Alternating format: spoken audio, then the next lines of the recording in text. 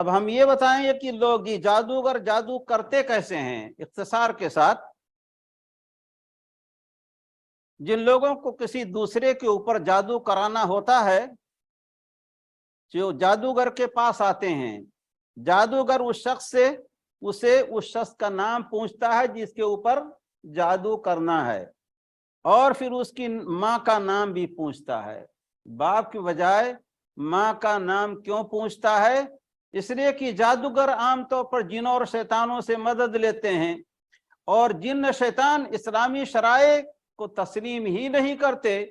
اس لیے وہ کہتے ہیں نعوذ باللہ کی جتنے بھی ہیں سب ولد الزنا ہیں۔ اس لیے ماں تو بہرحال وہی رہے گی، باپ پتہ نہیں کون ہے، اس لیے ماں کا نام پوچھتے ہیں۔ کبھی بھی کوئی باپ کے بجائے ماں کا نام پوچھے تو آپ جان لیں یہ خطرناک آدمی ہے۔ ماں کا نام پوچھتے ہیں، اور اس کے بعد جادوگر ایک ساتھ دونوں ناموں کو، یعنی جس کے اوپر جادو کرنا اور اس کی ماں کا نام، دونوں کو ایک ساتھ ملاتا ہے، دونوں کے حرفوں کو، اور اس کے بعد پھر دیکھتا ہے کہ یہ نام مٹی سے زیادہ قریب ہے یا پانی سے زیادہ قریب ہے۔ اگر مٹی سے زیادہ قریب ہے تو جادو کر کے جس پر بھی اس نے جادو کیا ہے، جادو عام طور کس پر کرتے ہیں؟ ناخن مثلا بال مانگتے ہیں، کٹا ہوا بال لے آؤ، ناخن لے آؤ، یا کوئی کپڑا اس کا لے آؤ،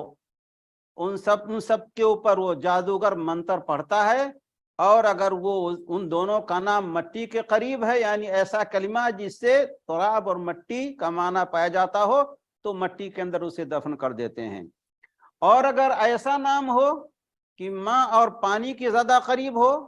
جیسے رسول اللہ صلی اللہ علیہ وسلم کا نام محمد اور آپ کی والدہ کا نام آمینہ تھا، تو یہ ماں پانی کے زیادہ قریب ہیں، اسی لیے لبید ابن عاصم یہودی نے یا یہودیوں کے حلیف نے رسول اللہ صلی اللہ علیہ وسلم کے بال اور کنگھی کو کھجور کے نر خوشے کے اندر رکھا تھا،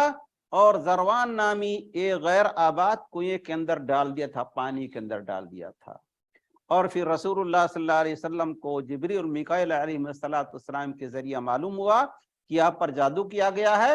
اور اس کنویں سے رسول اللہ صلی اللہ علیہ وسلم نکلوایا، اور اس کے بعد پھر اسے دفن کر دیا۔ تو انسان کو اگر مل جائے کہ جادو کس پر کیا گیا ہے، تو اسے یا تو مٹی کے اندر دفن کر دے یا کہیں کنویں کے اندر ڈال دے جو کنواں غیر آباد ہو اور اس کو پاٹا جا سکتا ہو۔